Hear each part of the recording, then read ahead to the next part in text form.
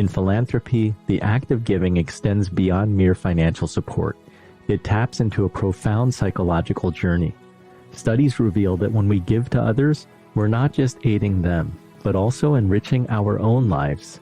The emotional satisfaction and neurological benefits gained from generosity can be substantial. Giving has a unique way of enhancing our mental well-being. It fosters a sense of purpose and happiness, often reducing symptoms of depression and anxiety. This isn't just about financial aspects, but the deeper intrinsic rewards that come from helping others. Philanthropy strengthens community bonds.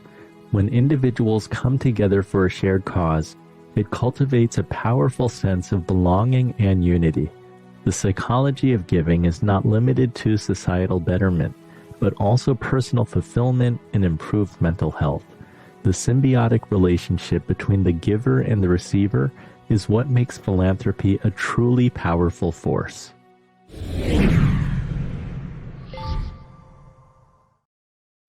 Wendy, I'm wondering if you can get us started.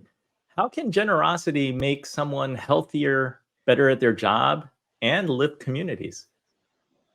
Well, I loved your intro video, Andy, because it really did touch on a lot of the benefits of generosity and philanthropy. Really, we are biologically wired to be generous. When we're generous, whether we're helping another do a chore, whether we're giving money or our time, our talent, our treasure, oxytocin gets produced in our body. And when that happens, that's known as the trust hormone. And we instantly bond with other people. When we're generous, it allows our brains to expand so that we're more creative, we're better at problem solving, we get along with others better, we're more empathetic, and we're more connected and positive and hopeful. So it's one of these things that benefits you in all of its forms. And it's better when we do it together. It's a great way to bond with other people in your community or your family, even across the many miles. I love that. It reminds me of that poster of like everything you learned in kindergarten, because I remember learning about generosity in kindergarten.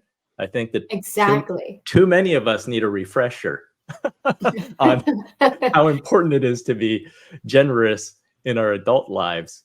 Tony, I'm wondering, you coach a lot of people.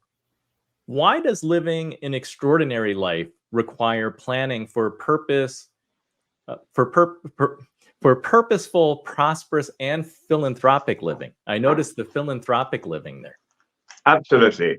So if we look at the purpose, every individual deep inside their heart, deep inside their mind, they have some kind of vision they want to bring into this world.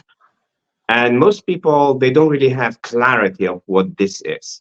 And when you help somebody to awaken that vision, now the steps that they need to go through are enormous for sure.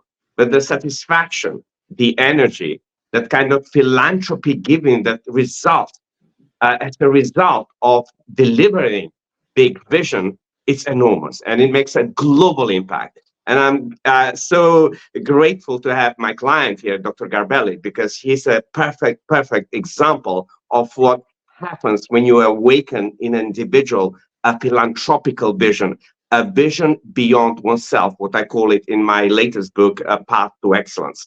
And when we awaken something beyond oneself, we really step in this universal exchange, because the universe operates on the principle of exchange. Now, as part of that, giving, essentially, it's an intentional act of this exchange. So, Dr. Pietro, we want to hear what that living example looks like. Can you tell us a little bit about the mission of purposefully transforming healthcare and how it has enriched your life? Of course. The mission is something that Tony has helped me to come up with many years ago. And it's something that I would have never thought about one day bringing into the world. I found myself at some point in life really doubting what to do next. I was at a point when I felt pretty much burned out and disillusioned about my career as a doctor, despite having achieved quite a lot, been helping lots of people in my microcosm day to day, but struggling to balance that out with having to overcome lots of challenges and lots of difficulties in making a difference in the workplace and really influencing who I was trying to help. So the vision came as a rekindling with my original call to make a difference in the world of medicine. I had lots of experiences when I was younger as a patient and as a relative accompanying my relatives to hospital appointments and being utterly frustrated sometimes with the way healthcare was delivered and all the little obstacles and dysfunctions. And I found myself being pretty much what I never wanted to be at some point in my life, a grumpy, fed up, burnout doctor, which was quite a wake-up call, realizing that I so much wanted to make a difference.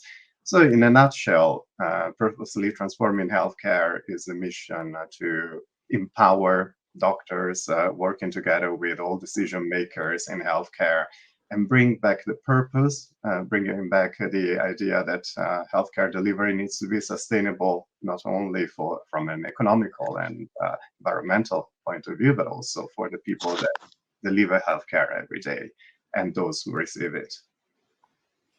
That's great. You're not the first physician that I've heard of suffering burnout.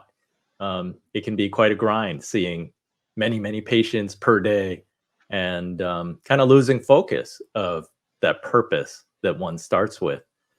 Vicky, I want to ask you, how does the Humane League's approach to philanthropy align with the psychological benefit of giving? So the Humane League exists to end the abuse of animals raised for food.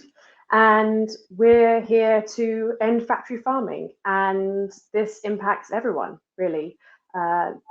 Most food is factory farmed. 70 billion animals are factory farmed every year in the world.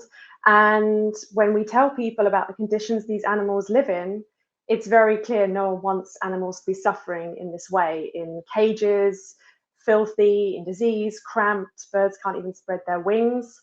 And people also suffer in communities because these animals, there's thousands of them or millions in some cases, in an area polluting waterways, polluting the air.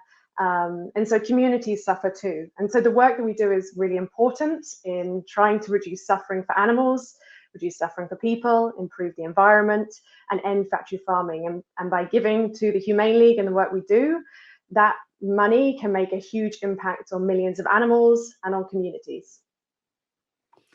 So people are doing it, one, for the animals, but also for their own food supply.